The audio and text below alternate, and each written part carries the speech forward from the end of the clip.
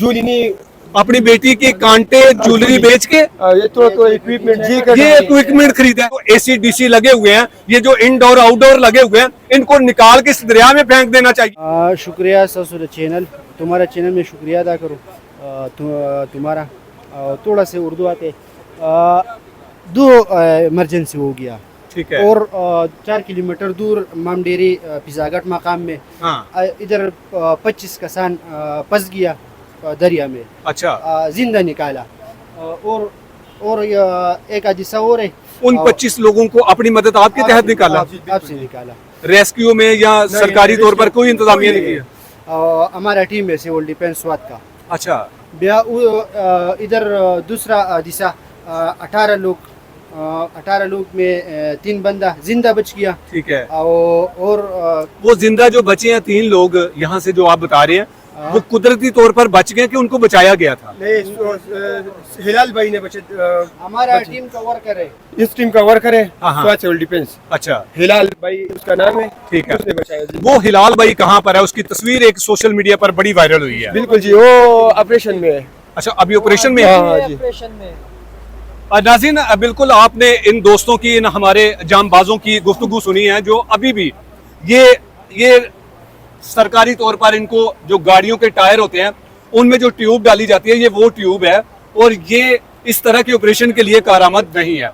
ये हमारे नौजवान जो हैं, इस तरह के जो मुजाहिद हैं, जिन्होंने दिन रात मेहनत करके उन मरने वाले अफराद की मैयतें जो है वो इस खूनखार दरिया में से निकाली हैं, लेकिन इंतजामिया की बेहिसी, इंतजामिया की बेशर्मी, इंतजामिया की ये डिठाई है।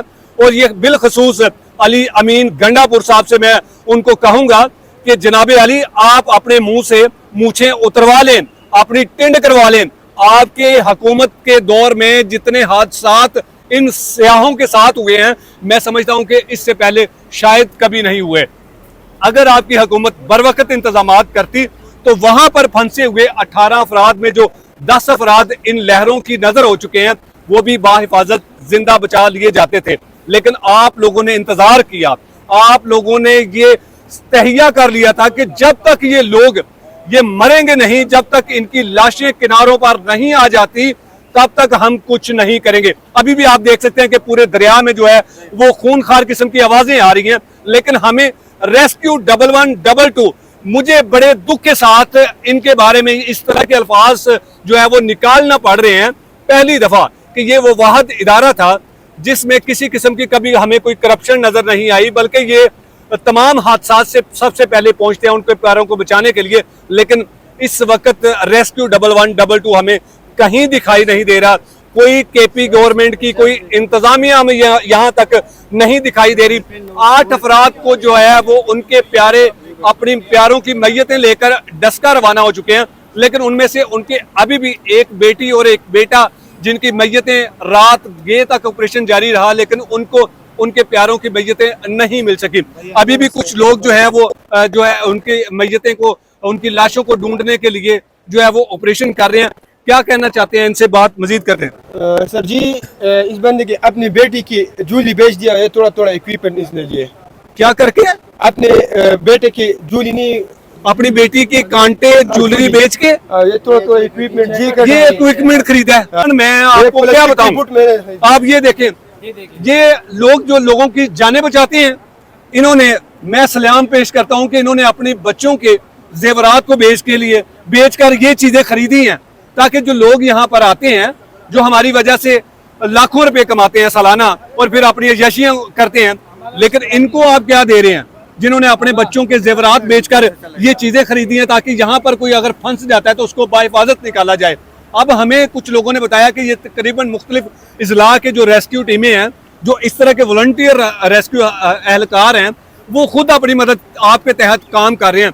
लेकिन अगर इंतजामिया की बात करूं, मुझे यकीन करें बड़े अफसोस के साथ, मेरा पहली दफा जिंदगी में मेरा ये पहली दफा टूर है कि मैं आज केपीके के इलाके में, सवात के इलाके में पहुंचा हूं, और मुझे दुख के साथ ये कहना पड़ रहा है कि केपीके हुकूमत की कोई किसी किस्म की कोई कारकर्दगी हमें नजर नहीं आई। अगर इस तरह के जो नौजवान हैं, अगर अपने घर का सामान, अपने बच्चों की ख्वाहिशात को कुर्बान करके लोगों को बचाने के लिए जो मदद करते हैं, तो आप अंदाजा करें कि फिर इस तरह के जो डिपार्टमेंट है, इस तरह के जो अदारे हैं, ये जो ACDC लगे हुए हैं, ये जो इंडोर आउटडोर लगे हुए हैं, इनको निकाल के इस दरिया में फेंक देना चाहिए, ताकि इनको पता लगे, इनके अपनों को पता लगे कि जब किसी का अपना मरता है तो तकलीफ कितनी होती है। वो लोग 18 अफराद जब वहां पर फंसे हुए थे और कई घंटे जो है वो लोग पुकारते रहे कि शायद हमारी मदद को कोई फरिश्ता आ जाएगा, लेकिन यहाँ पर फरिश्ते नहीं थे, यहाँ पर इंसान थे। और इन इंसानों ने बेहिसी का मुजाहरा किया और इन्होंने तकरीबन उस वक्त तक का इंतजार किया जब तक ये लहरें उन बेचारों को, उन मुतासरीन को अपने साथ बहा कर नहीं लेके गई। फिर उसके बाद इन लोगों ने जो है वो अपनी एफिशिएंसीज दिखाई। वहां यहाँ पर बड़े बड़े अफसरान भी आए होंगे, आपने बड़े बड़े बयानात भी सुने होंगे, लेकिन अमली तौर पर ये चीज है, ये वो भाई हैं जिन्होंने अपनी बेटी का जेवर बेचकर ये चीजें खरीदी हैं और आज अपनी मदद आपके तहत उन बच्चों को ढूंढने की कोशिश कर रहे हैं कि शायद उनकी जो मैयतें हैं, शायद उनकी जो लाशें हैं वो हमें मिल जाए। हमारा इस मरने वाली फैमिली के साथ राब्ता हुआ है और बाकायदा तौर पर हम उनके साथ राब्ते में हैं और हम ये कोशिश करेंगे कि उनके 2 प्यारों की मैयतें हम अपने साथ उनके आबाई गांव तक पहुंचाएं, ताकि उनको, उनके दिल में ये जो है वो खौफ, ये गम ना रहे कि वो हमारे बच्चे जो हैं वो किस हालत में होंगे, वो कहाँ होंगे।